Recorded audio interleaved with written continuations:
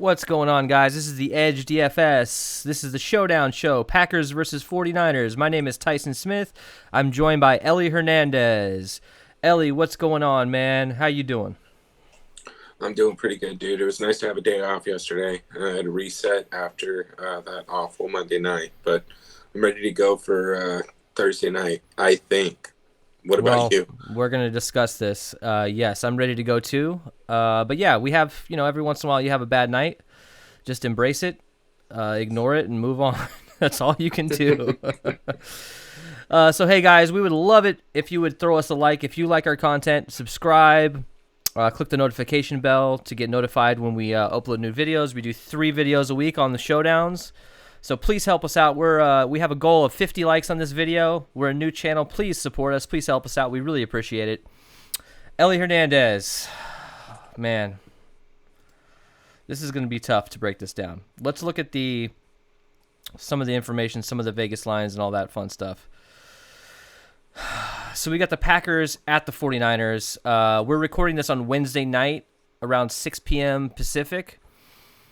The line is moving towards Green Bay every single time a COVID reserve injury comes out. The latest was Brandon Ayuk. We'll get to injuries here in a second. It started as a 50-point total at like about a 6.5 spread. Now it's moved down. The total's moved down, and the spread has moved farther. Looks like most of the projected points are obviously going to Green Bay. There's a lot of issues. Just give me your first impression on what you're seeing here. Does this match? I mean, we've seen a lot lower totals the past 2 showdowns. We've seen like a 46, a 44, whatever, with 2 bad teams. Is San Francisco with all these injuries? Is San Francisco as bad as the Giants? Or some of these other showdown bad matchups we've seen, like with the Cowboys with no quarterback? I honestly don't think so. I think Kyle Shanahan's a much better coach, and I should know their defensive coordinator's name, Robert Salas, I think, or Robert Salas. But anyways, they're a much better defense, and they're a much better offense. They're very well coached. They're a very disciplined team. I don't think this is going to be competitive at all. You can only get so far with, a total of 3.5 position players. But I don't think this isn't the Giants. This isn't the Dallas Cowboys. They definitely do have the ability to move the ball on offense, especially with who is it? Rich Mullins. I'm just kidding. It's a Nick Christian Mullins. singer. No, I know. I don't think anyone's going to get that joke. But anyways, I mean, Nick Mullins can come out there and have some fun too. Like he has nothing to lose, so why the hell wouldn't he just air it out? And I think he can put up some stats. So I digress. But I don't think this is going to be a total shit show, but it's going to be a shit show. It's going to be really interesting. I think we're really going to have to spread out our exposures. The wide receiver, the core wide receivers for the 49ers is an absolute joke. The highest priced guy is $400. We don't really have any history on these guys. Trent Taylor is a good option. I think he's going to be the most popular guy in the slate because we've seen this guy actually play before. The other guys on the team, as far as wide receivers goes for the 49ers, no one really knows. They're practice squad guys. We don't have tape on these guys really. So we're going to, at the end of the show, we're going to actually build a lineup with you guys. Just to see kind of how roster construction goes. I'm not suggesting you enter this lineup in any contest, but we're going to build a lineup together to sort of figure out in real time. We just got news, so we're sort of adapting along with you guys. So we're going to build a lineup, hang out to the end of the show, and we'll try that out. So let's get to injuries real quick. This putting together this graphic took me fucking forever because look at this shit, dude. I thought the Green Bay Packers situation was bad. Oh, boy. Obviously, Kittle, Garoppolo, Mostert, Ayuk, Deebo Samuel, Kendrick Bourne, Tevin Coleman, Jeff Wilson, out for various reasons, whether it's injury, whether it's COVID, whatever it is. Dante Pettis, this guy was so bad, they released him. I mean, I don't know if he's going to get a call back. I don't know why he got released. The day before, they literally have no one to throw to. Interestingly enough, you've got Jordan Reed, who's the king of injuries, which is ironic that he actually might play in this game. And you got Richie James, who doesn't have a lot of tape. He doesn't have a lot of experience either, but he might be the most experienced wide receiver on this team if he does play. And he's $400 as well, I believe. So when it comes to Green Bay, we had some COVID issues with them as well. You had Jamal Williams as well. You had Jamal Williams, who's going to be out. I don't know if he tested positive, but he was in close proximity to A.J. Dillon, who did test positive, I believe. That's the story. So last week, Jamal Williams, was playing for Aaron Jones. Aaron Jones is questionable in this game. This is going to be, 90-minute before kickoff sort of a decision. So we're going to have to strategize around this because if Aaron Jones does play, I want a lot of Aaron Jones, especially in this game. You got Alan Lazard, who's doubtful. So there's with so many injuries in this game, we really got to talk about how we're going to handle this. And maybe we talk less about individual players and whether you play them or not and like picks and more about roster construction based on salary. So when you see this from the Green Bay side of things, what's the first thing that pops out to you and how are you handling this Aaron Jones situation? I think there's going to be two ways to attack this. I think it's safe to build two sets of lineups. One, manually adjust your own projections and remove Aaron Jones from the player pool and have those lineups ready to go, and then leave them in and build that way.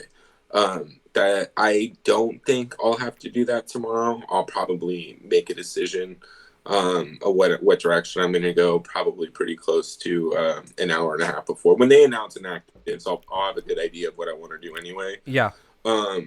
So I'll be waiting for that news. I don't know if I'll go take the time to build 40 or two separate builds. But that would be my suggestion in a situation like this. As far as San Francisco goes, I don't know, man. What the hell? Like, here's the thing: if Jordan Reed plays, he might be the best play on the slate, and that's including Aaron Rodgers and Devontae Adams. I mean, I don't know, man. I like Jordan Reed. If he plays, yes, he's probably going to get a concussion. He has better odds of getting concussion than he does of playing. So that's about where I'm at with that. But again, I think he becomes a very, very valuable play on this particular slate. Because, I mean, even with lineup construction, I think everybody knows you have two wide receivers that are going to probably get a lot of volume at a total of $600, which means you can have Aaron Rodgers captain and pretty much do whatever you want still. So there's going to be a lot of ways to avoid chalk, or there's going to be a lot of ways to end up in the chalk. And to be honest, not too many ways to break away. So I like the idea of kind of discussing strategies tonight because lineup construction is going to be paramount tomorrow night. Absolutely. I totally agree.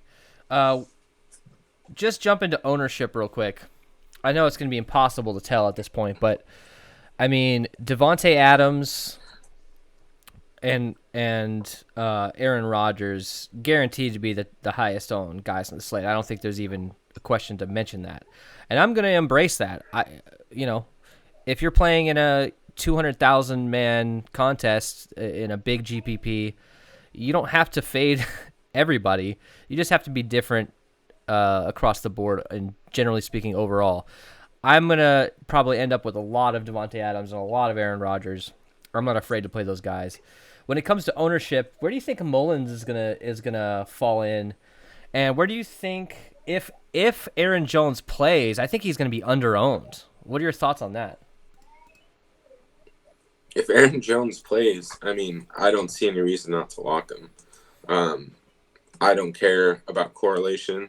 I think Aaron Jones could easily be the highest scoring player on the slate. I know what I just said about Jordan Reed, so I'm not just throwing this out there. But Aaron Jones has a much better chance of hitting that. So if he plays, I'll have a lot of them. Nick Mullins, I don't know, man. I've seen a lot of love for the Green Bay defense with all the injuries, and I think that might take ownership away from Nick Mullins. And I don't think it's wise to count out a backup quarterback who has nothing to lose and has shown that he can ball out. We've seen him tear it up with random dudes on San Francisco because that seems to be how they built their offense. So I'm fully prepared for Nick Mullins to have a good night and for Kyle Shanahan to have the offense prepared. So I'll have some. One thing that worries me about Nick Mullins, to be quite honest, I mean, we had that Philly game where he came in. I think Jimmy G stubbed his toe or something random, and he was out of that game. I'm losing track of Jimmy G's injuries. I know that Nick Mullins came in and he sucked ass so bad that C.J. Beathard had to come in. I think that was another Showdown slate as well. He went 18 for 26 with a touchdown and 2 picks. He played terrible. And then you come to last week against Seattle. He comes in middle of the game again and has a pretty good game. He kept them pretty close into the game. It was only a 10-point loss for them. I just don't know with Nick Mullins as a starter, being anointed the starter on a Thursday night national television game, if the butterflies are going to get to him and if he's just going to be a little bit too nervous. I just don't know how to treat this because we've seen this before where one quarterback comes out and balls and the other one scores 9 fantasy points, and he's the second highest price guy on the slate. I don't know how to handle Nick Mullins. I think at this point they're going to be losing this game. He's going to throw a lot. And he's going to be playing the whole game. I'm just always worried about getting benched for Beathard. I don't know, man. What are your thoughts on the Nick Mullins making it to the end of the game in this game? What are the odds of that? I don't think he started this year, has he? I don't think he started either. Well, wait, did he start? I don't remember if he started that Philly game, to be honest. I think Jimmy G got hurt in the first quarter, and he came in and he absolutely sucked it up. But the point is, he got benched in that game against Philly. Okay. So maybe he has 2 starts. Look, I get it. I do. But I don't know, man. I really think I think ownership is gonna go away from Nick Mullins. I think everybody's on the same thing. And tomorrow night, what we need is a safe leverage play. It's gonna be really hard to fade a $200 guy who's gonna get 54% target share in the passing game, right? Yeah. And honestly, like that, it gets real risky trying to fade one of those guys. Getting different and playing Nick Mullins as a leverage play, if he's sub 30% owned, might be enough to do it. And he has the potential to be the highest scorer on the 49ers, even if he sucks ass the whole night. So I don't know, man. I think you have to play him a little bit to get different. But again, if he's coming in chalky as hell, I'll have no problem cutting my ownership. So I think with the roster construction, I think he's going to be popular because there's all these 400. You could do 2 or 3 guys under $1,000 in the same lineup. So I think that the optimizers, and I think just generally speaking, when you're building a lineup, you don't want to leave 10,000 on the table. So I think this guy is gonna be relatively popular because you can get him, Aaron Rodgers, Devontae Adams. You can get. I'm trying to look for an expensive guy. Jerick McKinnon is 8,000. You got JaMychal Hasty. You could do JaMychal Hasty, Jerick McKinnon, and Nick Mullins in a lineup, along with Rodgers. I mean, there's a lot of salary here that can be left on the table. I personally would rather go with a guy like Nick Mullins than with McKinnon. McKinnon is 8,000. Nick Mullins is right around the Daniel Jones price of 9,200 from the last Showdown slate from Sunday night or Monday night, and he's only a little bit more expensive than Ben DiNucci was on Sunday night. So I think 9,200 is a really good price for him. And he's going to touch the ball every single time. They're going to be losing in this game most likely. We're going to get those third and fourth quarter garbage time passes. Maybe the Packers are leading by 3 touchdowns, and it just ends up where he gets some garbage time touchdowns. I'm okay with actually having Aaron Rodgers and Nick Mullins in almost every lineup, just because I'm going to be able to with the pricing. All right. I agree with you. You agree? All right. Let's move on to running backs here. So let's look at the Green Bay situation here. So Aaron Jones is injured, obviously. Right now, he's being projected for 0 on Fantasy Cruncher. Tell me on Lineup HQ Roto Grinders, is he projected for points right now? Yeah, he is projected for around 20. I think I think Roto Grinders lineup HQ is planning on him playing. Okay, so just something to keep an eye on, obviously, guys. I mean, Aaron Jones, this is the biggest news. We've already gotten most of the news unless there's more COVID news. If Aaron Jones plays, that changes a lot. It really does. It changes everything almost because now you've got one of the most expensive guys on the slate. You're going to want to lock into most of your lineups. At least I will. So keep an eye on the Aaron Jones thing. So let's just say Aaron Jones is out. We haven't talked about that yet. You got Tyler Ervin and Dexter Williams. So Tyler Ervin has actually gotten some play time this year. Well, so is Dexter Williams, but nothing really to write home about. He hasn't had any rushes this year. He's got a couple of targets. These are unknowns. We don't know what the snap count is going to be. We don't know what the ratios are going to be. I think probably Dexter Williams gets the start, if I had to guess. I mean, do you have any sense as to who you should target here? I don't know that anybody knows. I mean, I think this is one of those things where you got to go on Twitter and you really got to look at the beat writers and you got to actually do your research on this because I don't know who's actually starting. I don't know who's going to get the bulk of the snaps here. I think Tyler Ervin is more of a pass catching threat. So he's maybe a third down threat, and Dexter Williams is your, first through second down rushing situation, possibly goal line. Do you have any advice to the people watching about how to handle this?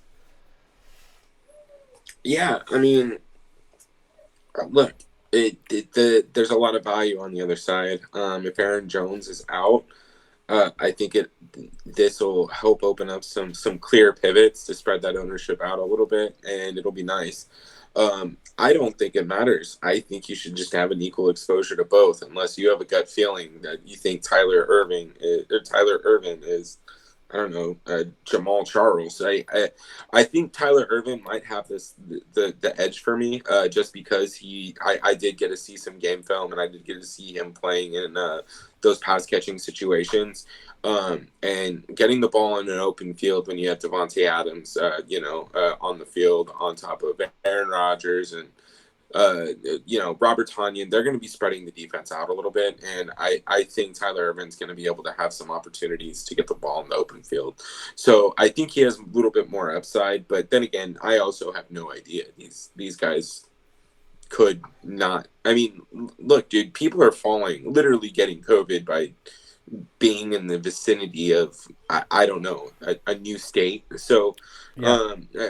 One of these guys could either get hurt, fall out before the game starts anyway. So just keep an eye on it. It's exactly what you're saying. If you see beat writers say it looks like Williams is getting the start, I guess you go with him. But yeah, it's going to just be a Twitterverse sort of situation here that you keep an eye on.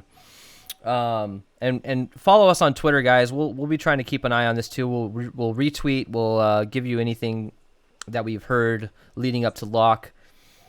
So the interesting thing with these two guys, they're $200. Typically, if you have one $200 option on a slate, you are fucking so excited because it helps you with your roster construction. You can get really creative. I think we've got like 6, 7, 8 guys in that price range that we can play, and no one really knows who's getting the ball at this point. So it really creates. I wouldn't go too heavy on any of these guys. I would spread it out as much as possible. I don't think there's any reason to have an Ervin Williams stack. I usually love playing Aaron Jones and Jamal Williams on a showdown slate together, or any other high upside backup running back with the starting running back, especially for a team that's favored by 7 points.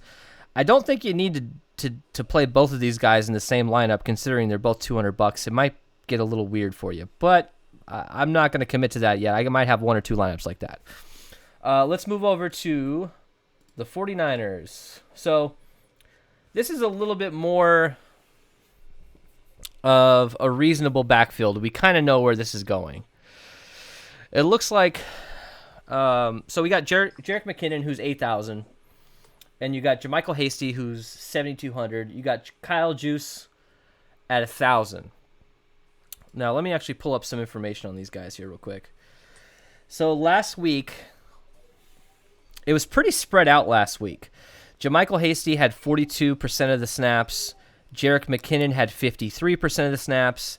And Kyle Juszczyk as fullback had about 40%. So he could be on the field at the same time as one of these running backs. Jerick McKinnon had 22 routes run, and JaMycal Hasty had 14. So it looks like to me, and JaMycal Hasty also got some goal line carries from last week too.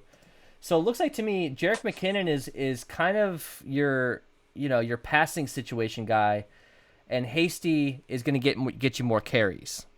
So Hasty to me is the goal line back and sort of your workhorse. Even though he's getting less of the snaps, it could just be the game script for last week worked out where they were losing, and Jerick McKinnon got more opportunities. Also, Kyle Juszczyk, this guy is a gadget sort of player. I fully expect end arounds. I fully expect him to be lining up in the slot. He could be playing tight end. This guy, I think, is the wild card for this entire slate. And the fact that he's $1,000, I don't think he's going to show up in the optimizers that much. I don't think if you crunch with him, he'll show up as often, simply because he's only projected for around 4 points. But I think he has a relatively high ceiling. How do you handle this 49ers backfield? Can you get more than one guy in a lineup together, considering these guys aren't favored? Yeah, I don't know, man. So I think it depends on the wide receiver situation and how it plays out. You could be looking at a couple more 2-back sets. Kyle Juszczyk, Kyle, lining up at Yeah, Kyle just coming out of the backfield and passing downs to catch these little short routes. I mean, you still have 3 pretty decent NFL players against potentially practice squad wide receivers. So I think they're still going to try and get the ball into their playmakers' hands. Now, to your point specifically, I'm not sure I like McKinnon too much tonight or tomorrow night. I think JaMycal Hasty is the man. He had more carries last week than McKinnon did. Yep. Carries and targets combined. So yep. It's not even an issue for me there. Unless he comes in at like 95% owned or something, I don't mind playing JaMycal Hasty. Again, the negative correlation isn't much of a concern in this, running a bunch of running backs from both sides, just because the offensive attack on the Niners is going to be so concentrated. It can only go to a couple of guys. So I don't think having both Aaron Jones and JaMycal Hasty, for example, is going to be a bad play. But yeah, Kyle at $1,000 is a very interesting value play, considering that everybody else is going to be on the $400 guy, the $200 guy, or whatever, right?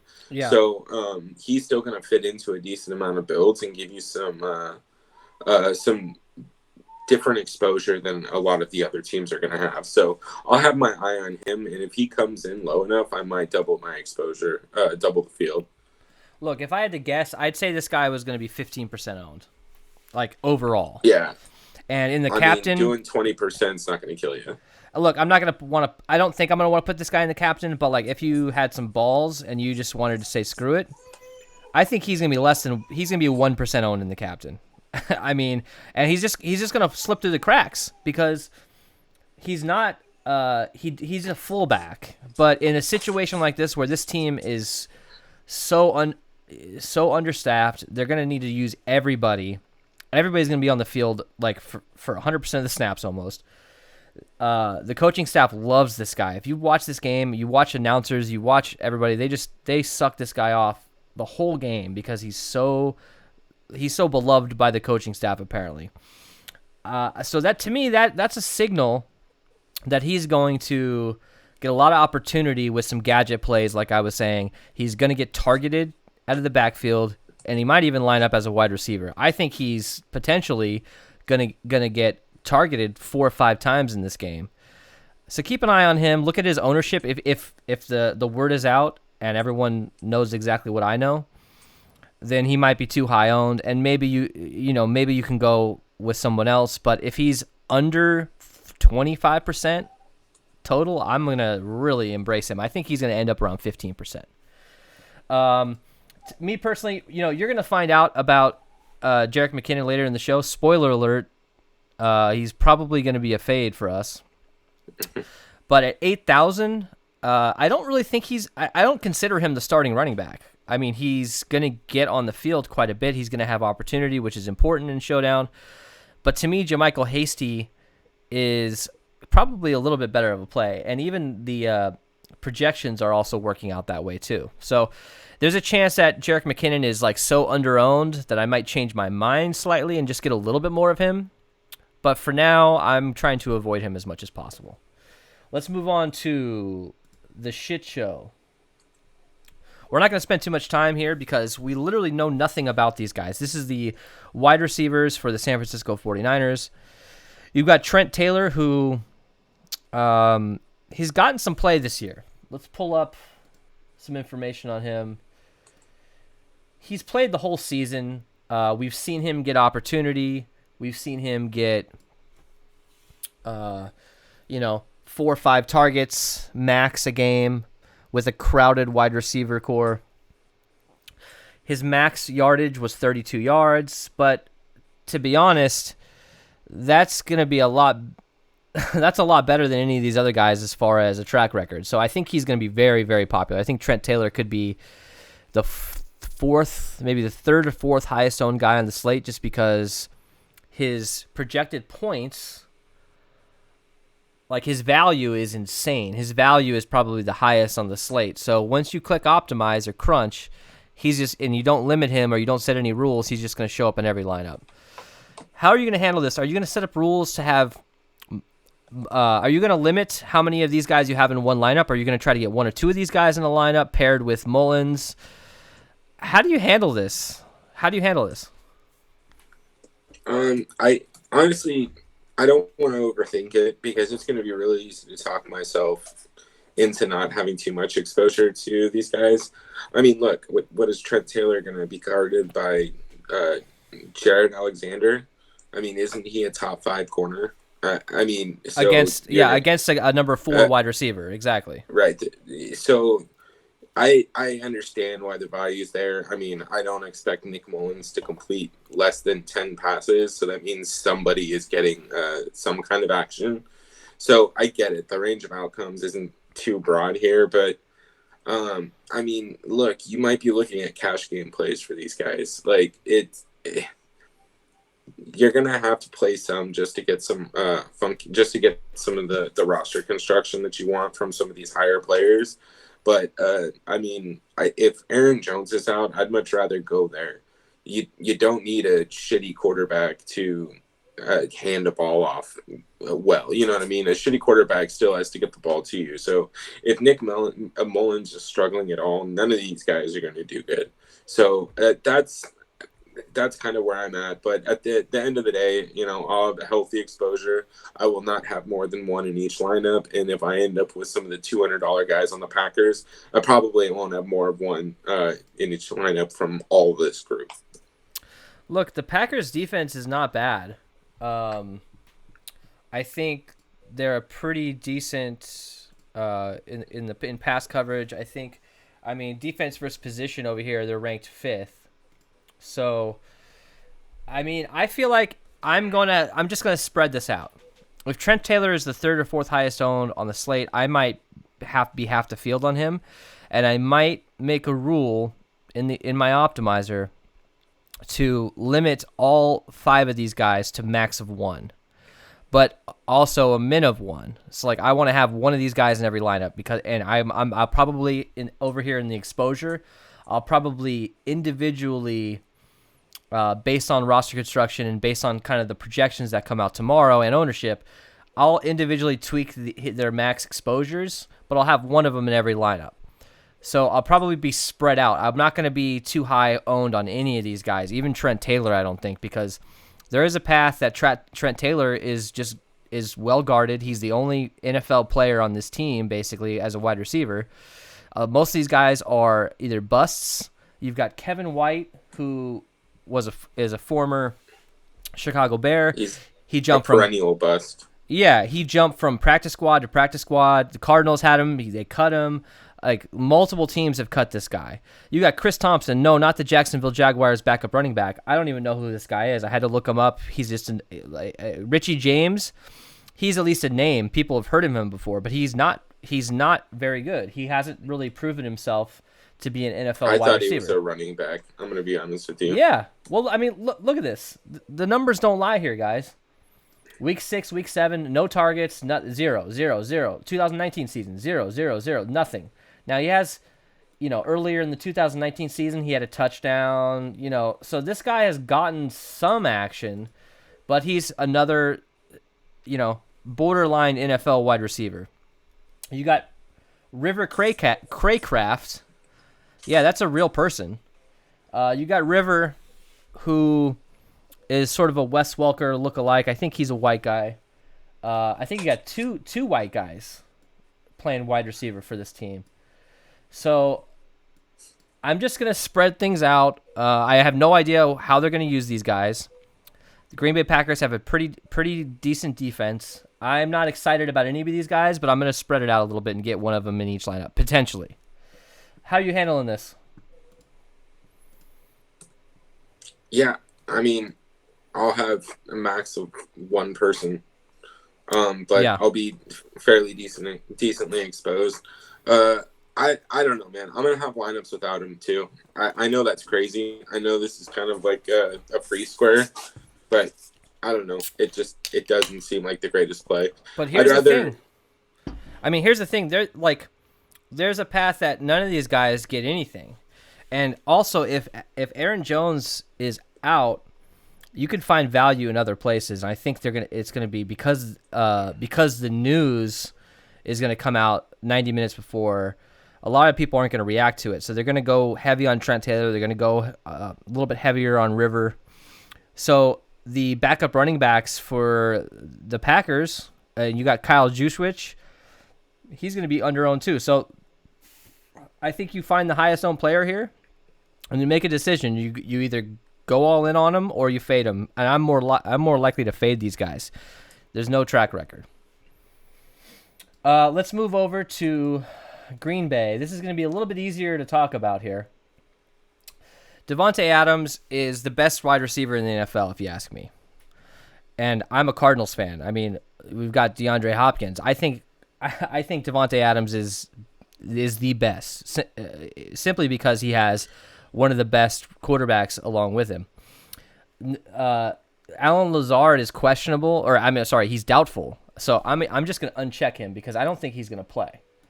So you've got Davante Adams and Marquez Valdes-Scantling, who is a pretty decent wide receiver. He has upside. He just hasn't been utilized. Whether he's not gelling with Aaron Rodgers, whatever the reason is. I mean, look at this. He had a nice game week 1. Since then, absolutely nothing. What are your thoughts on? Is there anybody low owned here? I mean, you got Malik Taylor. I don't see a reason to play any of these guys, to be honest. Some of these $800, $600, $200 guys, you don't think you really need to because they're just not going to get the volume. I'm going to be all in on Davante Adams. I'm going to literally lock him into like every single lineup, whether it's captain or in the flex. What are your thoughts on that? Yeah, I will only have Davante Adams. I'll probably take the rest out of my player pool. It's not even worth it to me.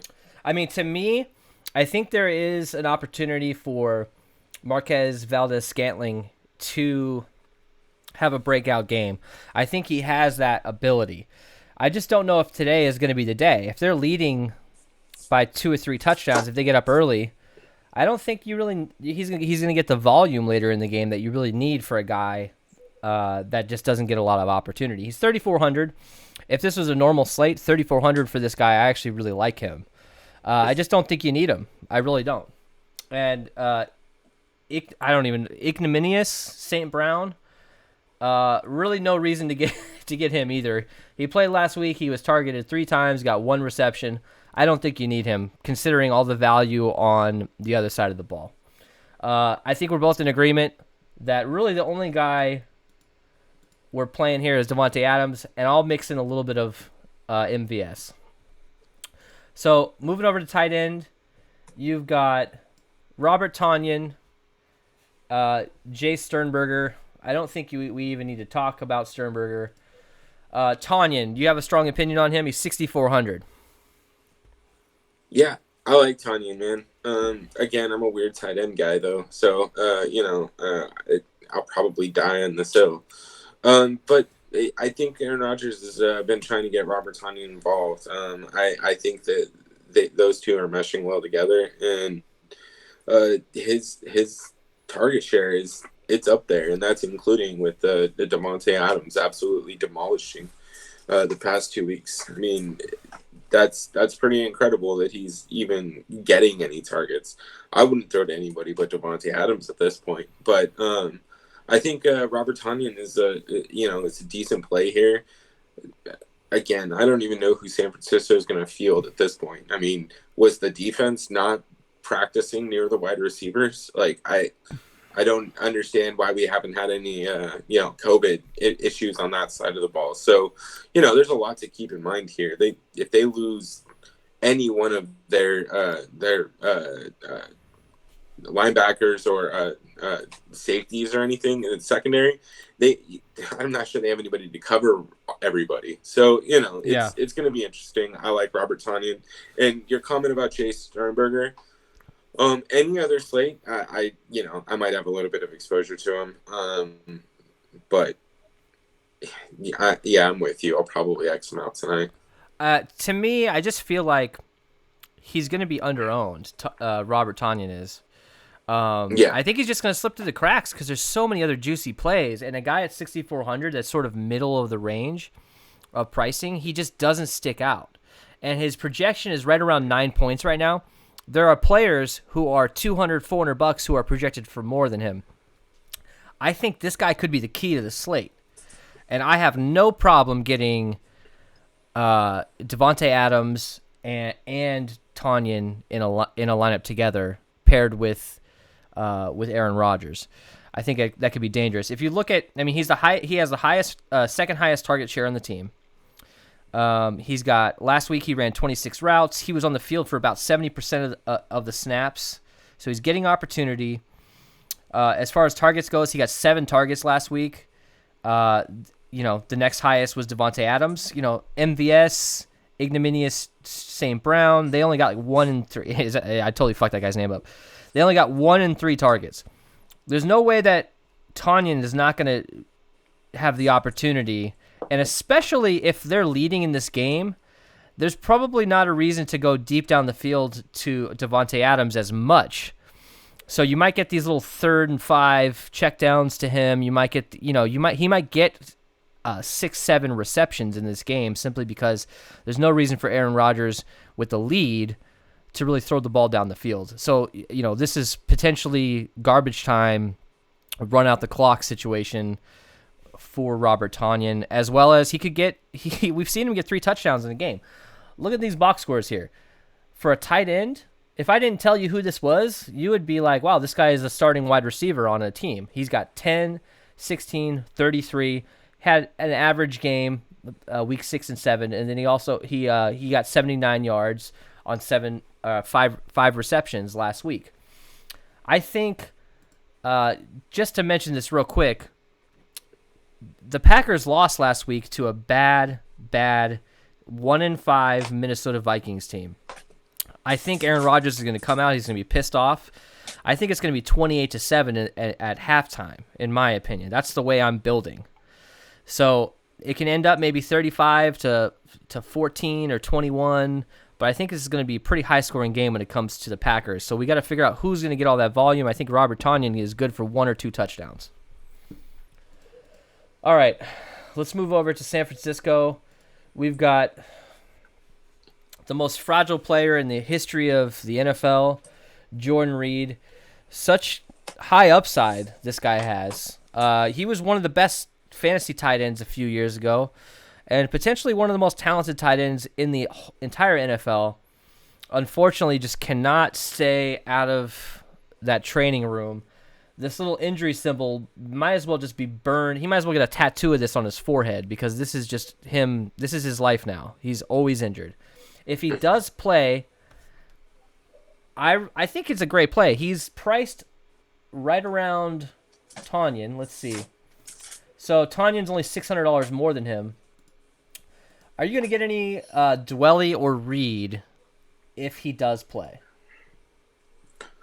Yeah. I mean, again, I still trust some of these guys a little bit more than Trent Taylor. Or I don't know. I mean, you can make up a name, and that's today I'm playing wide receiver. So I like some of these guys a little bit more. I understand that you're paying for them.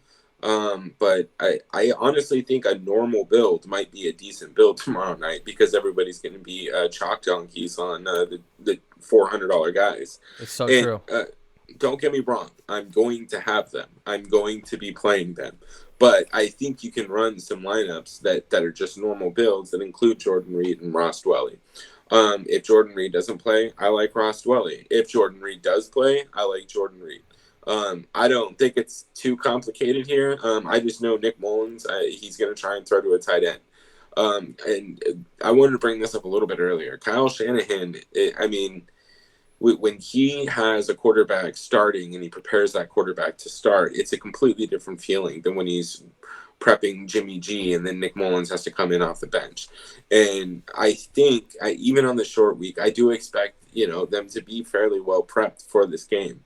And to get Nick Mullins into a rhythm, they're going to run little short passes, probably to the running backs. They're going to run McKinnon. I can't even remember the backup's name that I like better. They're going to be running both of them on the field. They're going to have their tight ends, and they're going to be dink and dunking down the field to build some momentum for Nick Mullins. So, there is an opportunity for some just garbage points right there. So I think Jordan Reed and Ross Dwelly are solid plays. I wouldn't play both of them, obviously, but I like them a lot. It's risky, but they're better pass catchers than some of these guys. I think you bring up a really good point that almost every lineup is going to have a $200, a $400, or $1,000 player in it. So that roster construction in general is going to be chalky. So when it comes to that, you're paying up for all the most expensive guys, and you have one or two of these low price guys. If you just pay up to be different, pay up to be contrarian a little bit, go with a high probability, high price captain, and just go middle range across the board. I think that's going to be an actual really interesting build, which is typically not the way it goes. Typically the $200 guys are the way to go to be different. But now I think $200, $400 guys are going to be chalk, and I'd rather go with Jordan Reed and Robert Tonyan paired with both quarterbacks and Devontae Adams and the captain. And then maybe you get a $3,400 guy. And maybe if I'm doing large field GPPs, that might be the way to go. And fade these $200 guys that no one's ever heard of, but they're going to be popular because they're so damn tempting to get a $200 guy in and to get all the high probability plays in as well. Let's move on to real quick kicker. We don't really need to talk about this that much, but I think Robbie Gould is actually a pretty good play. If you're doing 4-2 Packers stacks, if you're doing 4 Packers, two Giants, or 49ers, same thing I guess at this point. Using Nick Mullins and Robbie Gould and running it back with four Packers might be the way to go. If Mullins spreads the ball around and is able to throw 2 touchdown passes, he's probably going to be in the optimal. And if he spreads it around to multiple receivers, then you're going to capture all those receiver points. You're going to capture all those passing yards, and you're not going to get overwhelmed with one player scoring 2 or 3 touchdowns. And then you got Robbie Gould, can kick a couple 30, 40-yard field goals in this game because they stall out in the red zone. They stall out, on the opposing team's, 35, 40-yard line. And maybe that's how they get to their 20 points, mostly by field goal kickers. I usually don't love getting field goal kickers. I know on Monday night we had a kicker in the captain, which is just embarrassing. But how are you going to handle the kickers today? I think Mason Crosby might be under-owned because he's going to be probably not even on the field besides some extra points. I think both kickers are going to be fairly under-owned, and I think it's going to be because of pricing. Again, if you're going to have the two cheap-ass guys, there's no reason to not have all the expensive guys with the highest output potential. But again, if you're building a normal build, you're going to start landing on the kickers again. I think they're in play here. I even think Mason Crosby's in play here because if we look at all the defense or the injuries that we saw, that's the offensive side of the ball for the most part. I understand that the defense isn't what they were, but I still think that they're capable of getting sacks and forcing takeaways and getting stops. So at that point and to that point, that means Mason Crosby could have to come out on a 4th and 7 because they didn't convert. So I think he could easily land close to 15% ownership tomorrow night, and if that's the case, I might have a decent amount of him. I think the kickers are awesomely in play. And even Robbie Gould is going to come in low owned just because of how the builds are going to work out with the pricing. So Packers defense is kind of an obvious play. You got a backup quarterback with no teammates, basically the team's practice squad at this point, going up against an NFL team, a team that's really good. So Packers defense at 5,200. I think is in play. They might be slightly over-owned, but it's just hard to tell because they're 5,200. I don't know if they fit in a lot of builds because of just all of the value. 49ers defense, I think 49ers defense, I know they gave up 37 points last week, but they can get pressure on the quarterback. I don't expect them to be in play for me. But I might get one or two lineups out of 40 with them, just in case if a random pick 6 comes through, because they're not a terrible defense. Packers defense, real quick. What are your thoughts on getting some Packers defense? Do you even need to get the Packers defense with all the value? Yeah, I think you might need them. Again, there's a very good chance that this doesn't work out well for the 49ers. But even still, the Packers have a fairly good defensive line. They're going to get some sacks. I think Trent Williams is out. Is he even on the Niners? There was another offensive lineman that was injured or that was in proximity to the COVID-19 stuff for the 49ers. So I expect there to be some opportunities for sacks here. So there is a good chance that the Packers defense could score fairly well. And again, I think it's going to be a very important thing to watch ownership projections on the Packers defense because that's going to kind of dictate most of the builds for the slate. If the Packers defense are relatively high owned and we start seeing the cheap guys go low owned, then that's the build we need to be on. We need to start embracing the cheap guys. But I think there's a world where everyone's stacking the Packers and the two cheap guys and then running Rodgers, Adams, and then I don't know, Aaron Jones, right? So if that's the case, we might not want to run any of the Packers defense. So it's really going to come down to the ownership projections. I think they're very much in play, but we're going to have to find out where we're going to get leverage tomorrow. And I think that's a good spot. Yeah, so let's talk about the running backs against the Packers defense. Last week, the Vikings put up, I think, 28 points, and literally Dalvin Cook had all the team's points. He had 4 touchdowns against the Packers defense. The Packers lost that game. I don't know if that is sort of a blip on the map. It's maybe a sort of random. I would consider doing some research on running backs fantasy totals against the Packers defense, because a guy scoring 4 touchdowns against you and you losing the game, that's probably sort of a big deal. I don't know. I don't know how to handle that. I don't know if it's random or not, but like something to think about. It's Dalvin Cook, man. I don't think that I don't want to overthink that one. I mean, Dalvin Cook is one of the best running backs in the game. I think I overthought that on Sunday. I forgot to have Dalvin Cook in my builds, but that's another story. Dude, Dalvin Cook is a different running back. I look, Jermichael Hasty, Jerick McKinnon. I mean, look, these guys are okay. Like they're NFL running backs by title. Dalvin Cook he's a fucking animal. Like I don't know how to describe him. So I think it's fair to kind of put that to bed. And Green Bay is a good defense. So if when you get run on like that, you come out pissed off as a defense. So I expect them to try and make a statement against the run.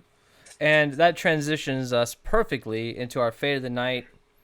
Jerick McKinnon, simply because pricing at 8,000, I think that there's just really no reason to have this guy. I know he's a little bit more dangerous out of the backfield as a receiver, which can rack up those fantasy points. I just don't see a path for him to make it into the optimal. And I know that he might be lower owned. I just don't feel like a need to have him. And we have a pretty good track record for picking running backs that either, get injured in the first quarter or just have a bad game in general.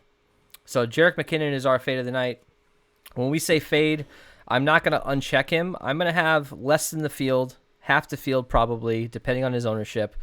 I'm still going to have a few lineups with him just because that's just the way it's going to work out. If you're doing 150 lineups, if you're doing 40, 20, whatever it is, you're going to have some exposure to some of these guys you're fading. But generally speaking, we're going to go under the field on our fades of the night. So let's move on to our captain of the night. Ellie, tell me about your choice here. Yeah, man, I like Robert Tonyan. Again, I'm going to be pretty balanced with my builds here. I am going to have exposure to the really cheap guys, but I'm going to kind of stick to the strategy that's been working for us, is taking a middle-of-the-tier, decently priced guy at the captain spot, and then building out a well-balanced team in the other spots. I know that it's very easy to treat this as a free square, but I'm not sure that it is.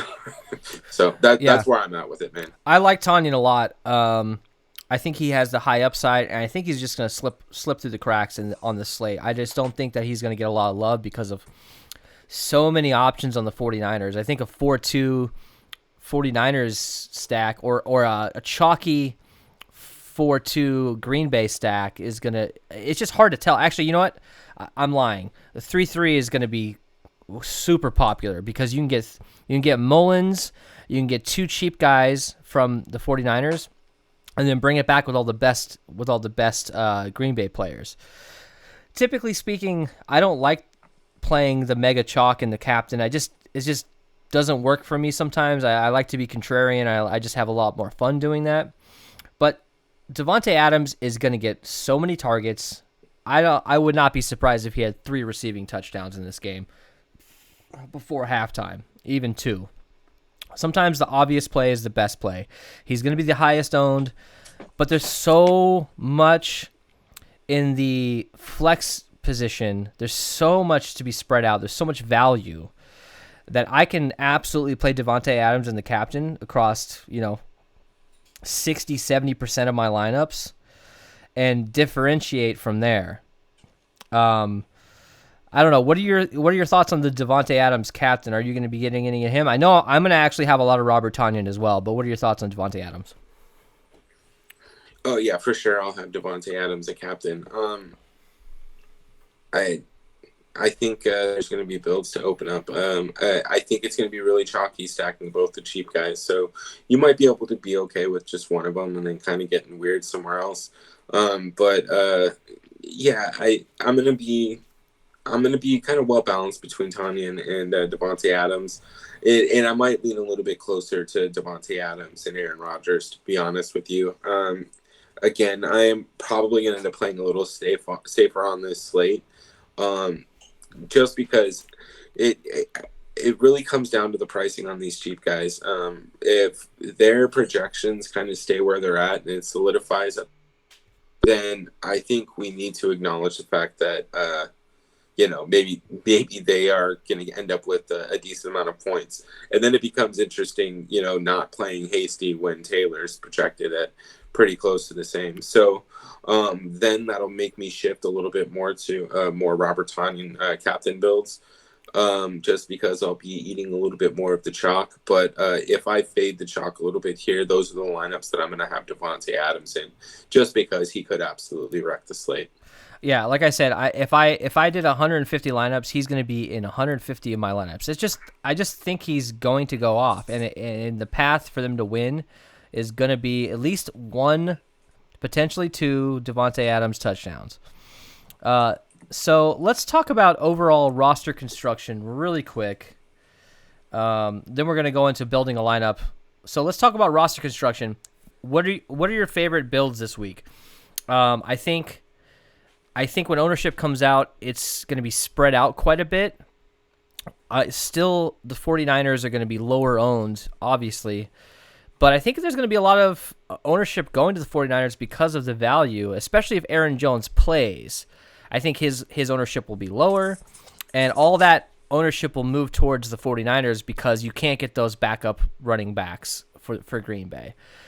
Are you liking 2-4 stacks, maybe 2 Green Bay, Davante Adams in the captain, or Robert Tonyan in the captain, run back with 4 49ers? What are your thoughts on roster construction and builds?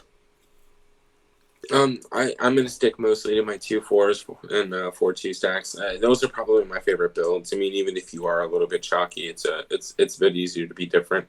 Especially on tomorrow night's slate, you're going to have, again, 2 of the cheap guys, and then after that, you're going to be adding in your real stack from the 49ers offense or whatever. So I think 3-3 is going to be really popular.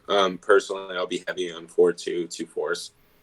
Yeah, I love 2-4s, especially in a game like this where the favorite high-owned team can jump out to an early lead, into the third quarter. It's maybe a 2-3 touchdown lead, and then you just get a bunch of garbage time receptions. You maybe get a random, fourth down conversion that leads to a touchdown. Things like that can really change the way, at halftime, you're probably the chalk is probably loving it, but when it gets in a blowout, that's where things get interesting. And I don't think this is necessarily going to be a blowout, but I think the Packers put up 35-42 points in this game. That's just my opinion. And I think the 49ers can actually score some points. It's not going to be like the Giants where Daniel Jones can't complete a 14-yard pass to save his life. Or it's not going to be like Ben DiNucci who can't, make a 3-step drop and complete a slant pattern. Nick Mullins is a pretty decent NFL backup quarterback. I think he can actually end up scoring 21 to 28 points for his team. I just don't think it's going to matter because the Packers are going to end up scoring probably 42 points. That's just my prediction. So let's actually build a lineup together live. Let's build it.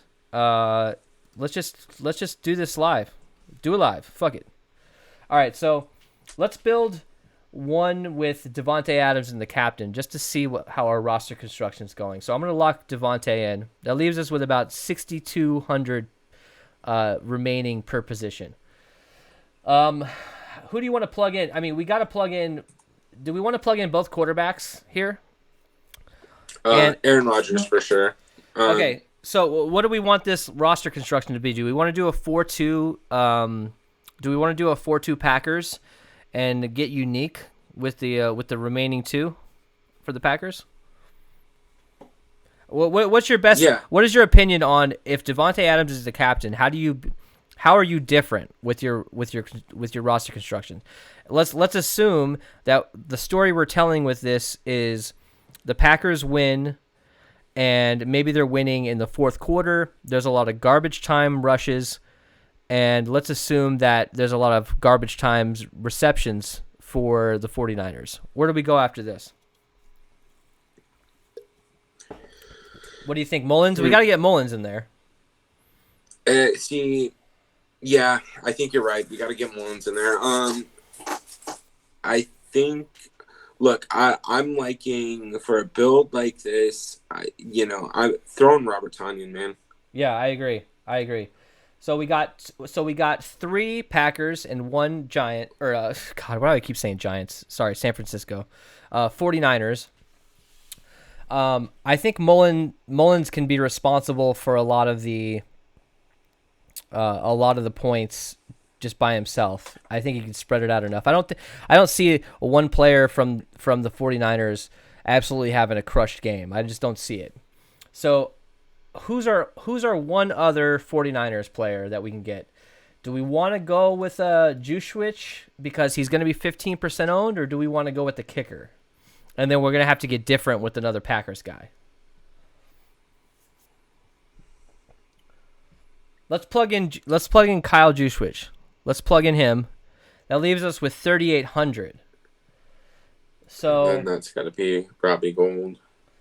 So that leaves us with Robbie Gould, which that turns into a 3-3. We don't really want that. I mean, you got a Marquez Valdez-Scantling. But I don't know if you. So in this particular construction, I don't think you need Kyle. Let's go with Robbie Gould instead of Kyle Juszczyk. And then let's run it back with a $1,200 Packers player. Can we do that? Let's see. Who do we got at 1,200? We've got Equanimeous St. Brown. Yeah, but we don't need to max out our salary, so we could go with Dexter Williams at 200. This is under the assumption that that the running back is out for the Packers. Actually, you know what? This is fine. Go ahead and throw in Tyler Irvin, because Irvin's going to see backup snaps regardless of who plays. So I think he's the clear number 2. He is going to be the third down running back. So if we do that, what can we come up off of Robbie Gould with? Can we? Yeah, so we can actually move. So we can actually go up off of Robbie Gould here. Let me look at San Francisco. So we got 4,600 remaining. So we could get. We can't get anybody. We can get the 49ers defense, which we don't want to do. What can we? Okay, so put Gold back in, and then what can we? Maybe we can upgrade Tonyan. Yeah, so let's look at Tonyan. So that leaves us 7,400 for Tonyan. So let's look at a Packers player. So we can do Packers defense at 5,200. We can do Mason Crosby. So this is a double kicker situation. Or we can do the Packers defense if we think that there's a pick six or a multiple sacks involved. This is interesting. Actually, kicker. So Packers defense there is not a bad build at all. Nick Mullins could still be the top scoring player on the Niners, even with the Packers defense in the line. Yeah, I mean, playing a defense against the opposing team's quarterback, I love it because sometimes people don't set the right.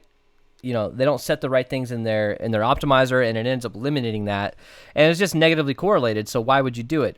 But in Showdown, anything can happen. I think it's totally viable to do that. So so we're doing a 4-2. That's just a pretty decent way to build. You got to think about ownership as well, obviously.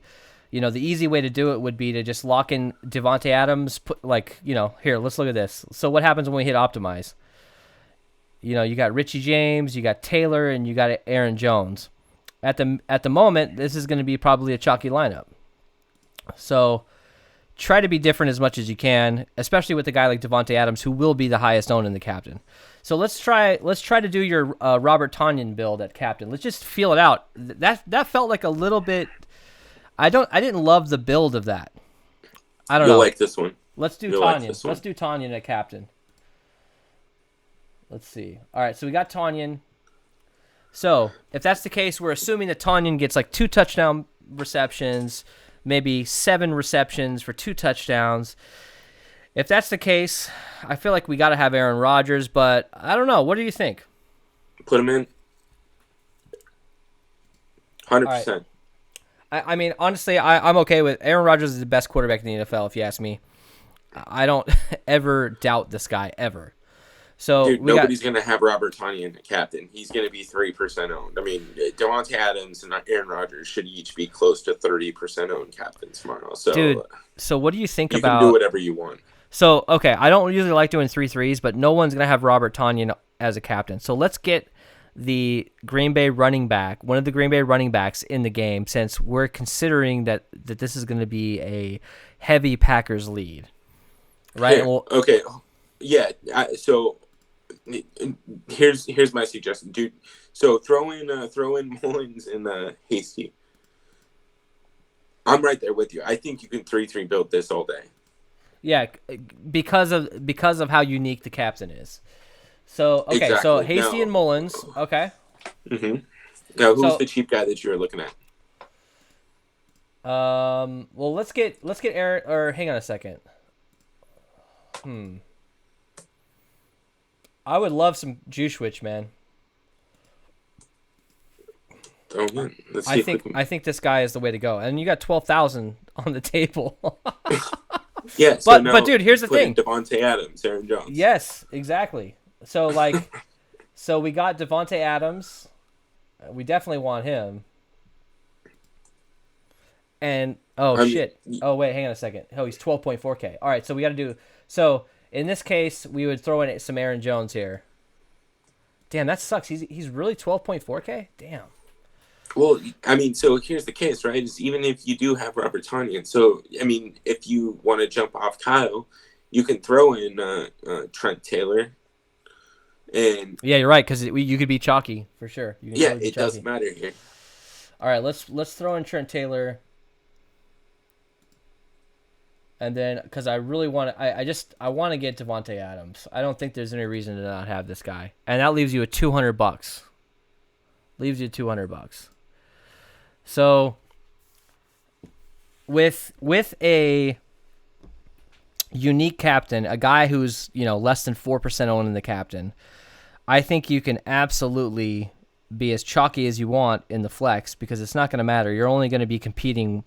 Out of 200,000 lineups, if you're playing in a big GPP, you're only going to be competing with 3% or 4%, whatever your captain ownership is. And as long as Tonyan goes off, you're getting those Rodgers points. You're getting the Tonyan touchdown points at 1.5x. And then you run it back with 3 49ers. In this case, I typically don't like to do the 3-3s, but because we're going with a low-owned captain, I think it's going to be pretty awesome. Now, if Robert Tonyan's ownership comes out tomorrow and he's 15% owned in the captain or even 10% owned, then this is not a good build at all. I mean, you have high upside, but you're going to be tied with a lot of other people. So just keep an eye on that. All right, Ellie. Any last thoughts when it comes to this slate? What's your prediction? Oh God, man. 27-17. I know it's not that creative, but I mean, I think Green Bay is going to score. That's going to be a 21-3 pretty quickly, and then after that, it's just going to slow down a lot. So, I don't know, man. I think it's going to be a pretty poor game. It's going to be fairly boring. There's going to be a couple fireworks here and there, just because you got Devontae Adams and Aaron Rodgers on the field, but I'm not sure how long the 49ers can hang around. And I know I'm a little more skeptical than you are, even though I think the game is going to play just because there's too much money on the line. If we end up with too many more COVID things, just keep an eye on it. It might get canceled. So it's worth, we're going to keep an eye on the news all day tomorrow. It's worth mentioning. I mean, this is an island game. There's a lot of money on the line for the NFL. Obviously, they're not going to risk everyone's health and safety, but at the same time, if they can make this game happen, they're going to do everything they possibly can because there's not another team waiting around ready to play on Thursday. It's not like a Sunday afternoon game where you can just, cancel that game or postpone it. So keep an eye on things. Keep an eye on the news. I highly suggest following as many smart people on Twitter as you can. I wouldn't consider us as smart as others on Twitter, but if you want to hang out with us on Twitter and shoot the shit and talk about Showdown, please follow us. We have a free Discord. We're trying to, build up some people in there so we can actually talk about things. We're going to be posting our exposures. Like, subscribe, And we will see you guys again for Sunday Night Football. All right, thanks a lot, guys. We'll see you later. Thank you.